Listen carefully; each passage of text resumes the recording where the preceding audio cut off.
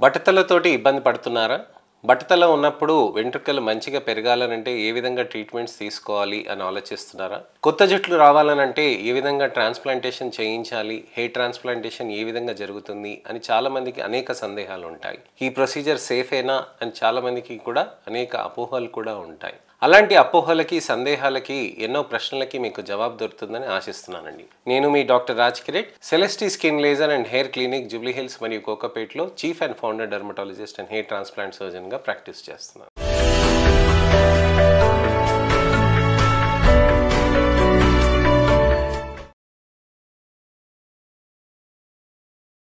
చాలామందికి బట్టతలలు అనేటివి ఇబ్బందికరంగా మారుతూ ఉంటాయి. బట్టతలలు అనేది వచ్చినప్పుడు అక్కడ మనకి వెంట్రుకలు రాకుండా ముందు భాగంలో అక్కడ ట్రాన్స్‌ప్లాంటేషన్‌కి కన్వీనియంట్‌గా ఉంటుంది. అలానే వెనక భాగంలో కూడా బట్టతలలు వచ్చినప్పుడు కూడా ట్రాన్స్‌ప్లాంటేషన్ చేయొచ్చు. అలానే నుదుటి నుంచి వెనకాల వరకు మొత్తం విపరీతంగా బట్టతల ఉన్నప్పుడు కూడా దానికి కూడా ట్రాన్స్‌ప్లాంటేషన్స్ చేయొచ్చు. బట్టతలలు ఎన్ని గ్రేడ్స్‌గా ఉంటాయి, ఏ గ్రేడ్స్‌లో ట్రాన్స్‌ప్లాంటేషన్ చేస్తారనేది కూడా తెలుసుకుందామండి. బట్టతల అనేది మనకి ముందు భాగంలో పోతే గ్రేడ్ 2 టు గ్రేడ్ 3 అని అంటాం అనమాట. ఇక్కడి నుంచి ఇంకొద్దిగా వెనక్కి పోతే గ్రేడ్ 3, గ్రేడ్ 4 అని అంటాం. అలానే వెనక్కి పోతే గ్రేడ్ 5, గ్రేడ్ 6, పూర్తిగా పోతే గ్రేడ్ 7, ఇంకా మొత్తం డీప్గా వెళ్ళిపోతే అది గ్రేడ్ 8గా అని అంటాం అనమాట. సో ఇన్ని స్టేజెస్లో ఉన్న బట్టతలలో మూడో స్టేజ్ నుంచి హెయిర్ ట్రాన్స్‌ప్లాంటేషన్ అనేది కరెక్ట్గా చేయొచ్చండి. కొంతమందికి హెయిర్ లైన్ డిజైన్ అని అంటాము, హెయిర్ డెన్సిటీ పెంచుతాము, వర్టెక్స్లో చేస్తాము, ఇవన్నీ డిఫరెంట్ మోడిఫికేషన్స్ ఆఫ్ ట్రాన్స్‌ప్లాంట్. కానీ మినిమంగా గ్రేడ్ 3 ఉన్నప్పుడు హెయిర్ ట్రాన్స్‌ప్లాంట్స్ అనేది ఆలోచన చేస్తాం. అలానే 24 ఏళ్ల లోపు ఉంటే కనుక అప్పుడు కూడా ట్రాన్స్‌ప్లాంటేషన్స్ అనేటివి చేయం. దానికి ఖచ్చితంగా 24 ఏళ్ళు దాటే ఉండాలి. అప్పుడే మనం ట్రాన్స్‌ప్లాంట్స్ అనేటివి చేయటం జరుగుతూ ఉంటాయి.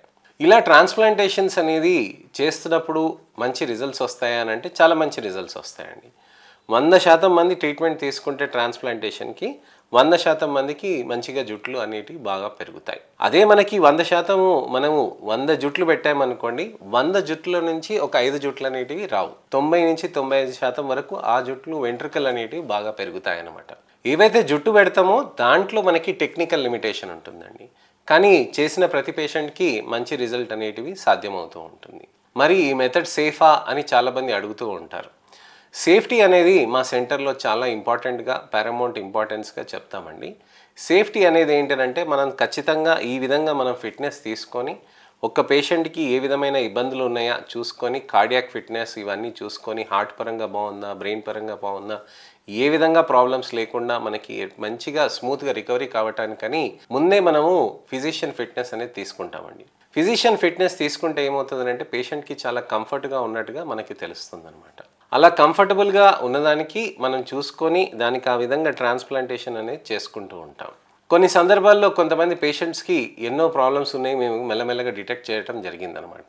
కొంతమందికి డయాబెటీస్ ఉన్నది, దాన్ని కంట్రోల్ చేసి ఆ తర్వాత ట్రాన్స్‌ప్లాంటేషన్ చేయటం జరిగిందనమాట. సో ఆ విధంగా మేము డయాగ్నోస్ చేసి దానికి ఖచ్చితంగా ట్రీట్మెంట్ చేసుకొని వాటిని కంట్రోల్లో తెచ్చుకొని ట్రాన్స్‌ప్లాంటేషన్ చేస్తాం. కాంప్లికేటెడ్ ప్రొసీజర్స్లో కూడా మనము దాంట్లో మంచి ఎక్స్పీరియన్స్ ఉంటుందండి. ఎందుకు ఈ విధంగా మనం చేస్తామనంటే సేఫ్టీ అనేది పారామౌంట్ ఇంపార్టెన్స్.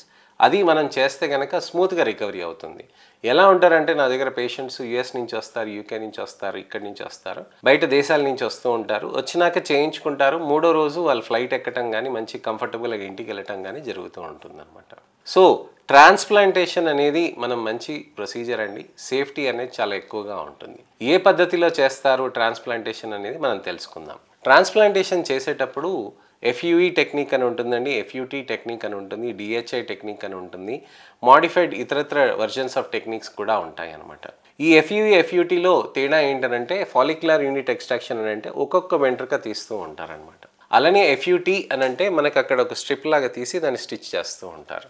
నేను ఎఫ్యూటీలో అంత ఎక్స్పర్ట్ కాదండి. ఎఫ్యూఈ మా డొమైన్ అండి. ఎఫ్యూఈ అంటే ఫాలిక్యులర్ యూనిట్ ఎక్స్ట్రాక్షన్ అంటే ఒక్కొక్క వెంట్రుక తీయటం అనమాట. ఎఫ్యూటీ అనేది గోల్డ్ స్టాండర్డ్ టెక్నిక్, కానీ అది చాలా పాత టెక్నిక్. అది దాని ప్రపంచం అంతా ఎఫ్యూటీని కాదని చెప్పి ఎఫ్యూలో చేయించుకుంటూ ఉంటారనమాట. అది మేము చేసే టెక్నిక్. దానికి మోడిఫికేషన్ డిహెచ్ఐ టెక్నిక్ అని ఉంటుంది, డైరెక్ట్ హెయిర్ ఇంప్లాంటేషన్ అని చెప్పేసి. అది కూడా మేము చేస్తూ ఉంటాం. డైరెక్ట్ హెయిర్ ట్రాన్స్ప్లాంటేషన్, ఇంప్లాంటేషన్స్ ఇలాంటి ఇతరత్ర పదాలన్నీ యూస్ చేస్తారు, కానీ మోస్తరుగా అన్ని ఎఫ్యూవి టెక్నిక్స్ మాత్రమే ఉంటుందన్నమాట.